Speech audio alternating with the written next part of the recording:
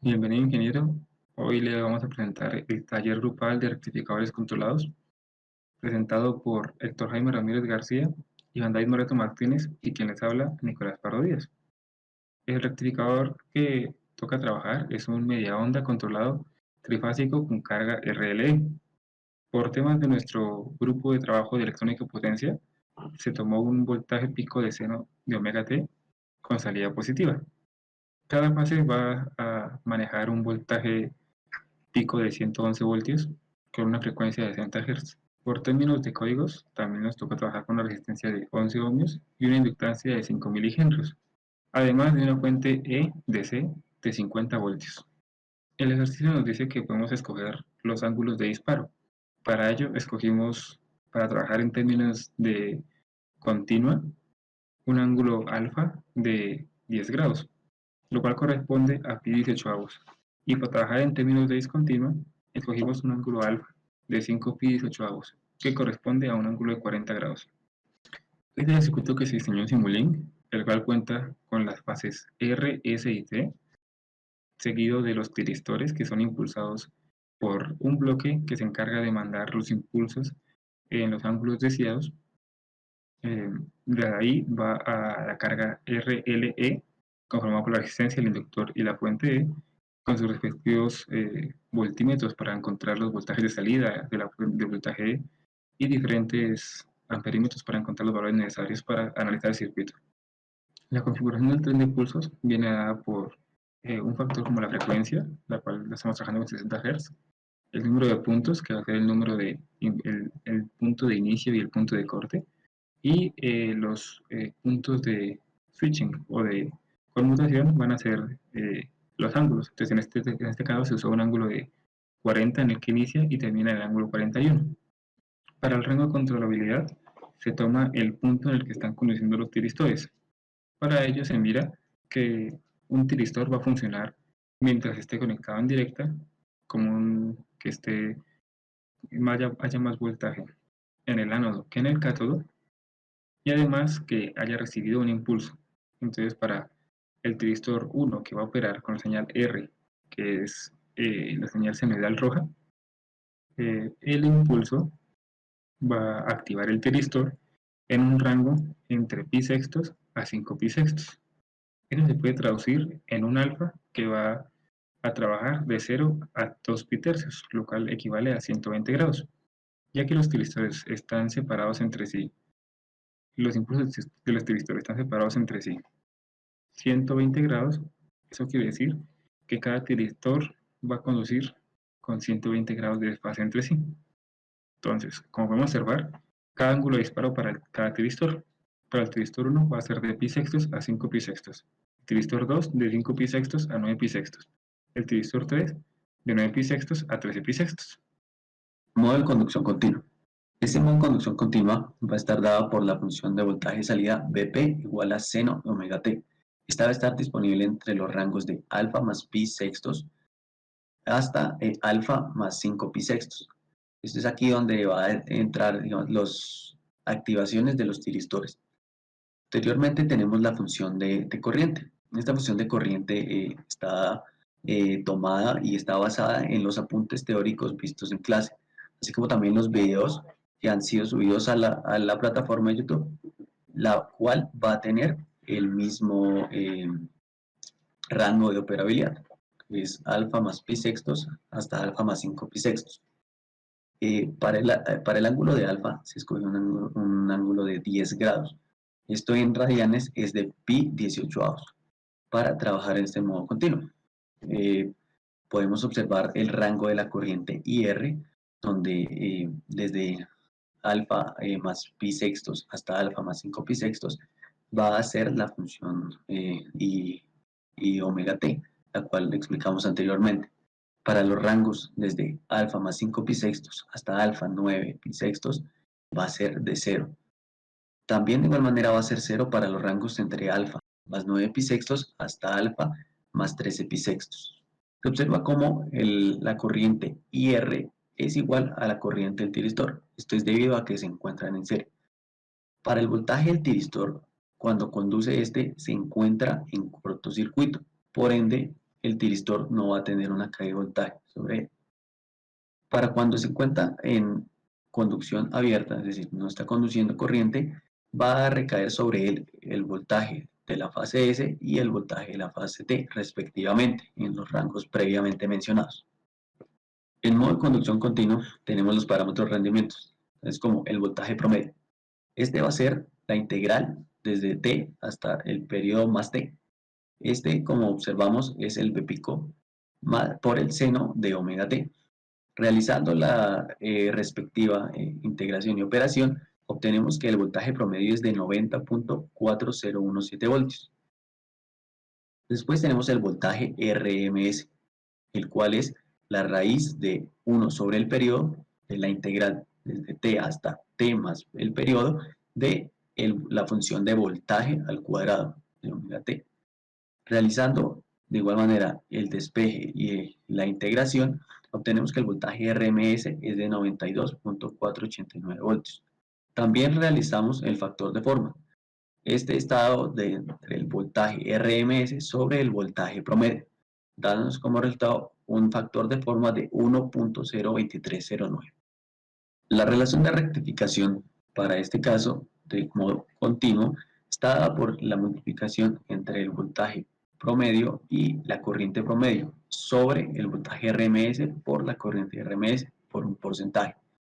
Este nos da un total del 90.38%, lo cual nos indica que es una buena medida, cumple con su función. Tenemos también ahora las corrientes. Las corrientes promedio funcionan igual que los voltajes. Se debe hacer la integración multiplicada por el 1 sobre el periodo, dando como resultado 3.672 amperios. De aquí obtenemos las constantes M, Phi y Z. La corriente RMS se obtiene de igual manera que el voltaje. Esta es la raíz de 1 sobre el periodo por la integral de t hasta t más del periodo al cuadrado de la función. Esta nos da un valor de 3.97 amperios. El THD está dada por la raíz de IRMS sobre I1RMS al cuadrado menos 1. Para esto se debe obtener primero las constantes A1 y B1, que están dadas por la integración de la función, en el primer caso multiplicado por el coseno y en el segundo caso multiplicado por el seno. Esto nos dan los valores de las constantes, las cuales vamos a necesitar para hallar IRMS1.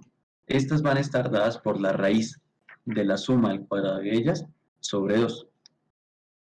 Este valor de la constante IRMS1 va a ser igual a 3.638. Finalmente, obtenemos el THD, pues va a ser la división entre la IRMS sobre la IRMS1, todo esto al cuadrado, menos 1, y a todo esto le sacamos la raíz, dando como resultado un THD de 1.2. Para el caso del modo de conducción discontinuo, el cual se caracteriza por lo que una parte de la señal va a ser cero, se escogió un ángulo alfa de 40 grados, o 5π 18avos, para trabajar en este modo de conducción. El voltaje de salida va a estar caracterizado por la función B pico seno de omega t. Para la corriente en la fase R vamos a tener que en el rango de alfa más pi sextos y alfa prima va a ser la misma corriente de salida. Este ángulo alfa prima va a ser el que indique cuando la corriente empieza a ser cero.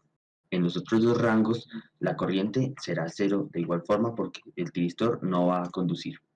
Para el voltaje en el tiristor 1 vamos a tener que este voltaje va a ser igual al voltaje en la fase S entre alfa prima y alfa más 5 pi sextos, y el voltaje en la fase T para alfa prima más 2 pi tercios hasta alfa más 9 pi sextos. En los demás casos, todos los demás rangos el voltaje va a ser igual a 0. De igual forma, la corriente en el tiristor 1, como ya había dicho antes, ser igual a la corriente de salida en el rango especificado. En términos de parámetros de rendimiento, vamos a tener los mismos cálculos y las mismas expresiones que para el modo de conducción continua. Para estos casos, lo único que va a cambiar va a ser la expresión de corriente que se explicó anteriormente y los límites de integración. En este caso, los límites de integración para todas las integrales van a ser desde 4 pi novenos hasta 0.903 pi, que es el alfa prima. Por último, para el cálculo del ripple vamos a tener la expresión de V máximo igual a V pico, que va a ser los 111 voltios, y el voltaje mínimo, que van a ser 111 seno de 0.903 pi, que va a ser el alfa prima que ya habíamos dicho anteriormente. Para el cálculo de este se hace la diferencia entre los dos voltajes máximo y mínimo, obteniendo un valor de 77.69 voltios.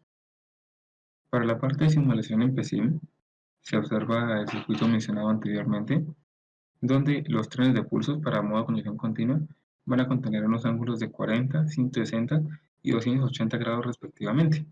La primera gráfica va a representar los voltajes de la fase R, S y T junto al voltaje de salida.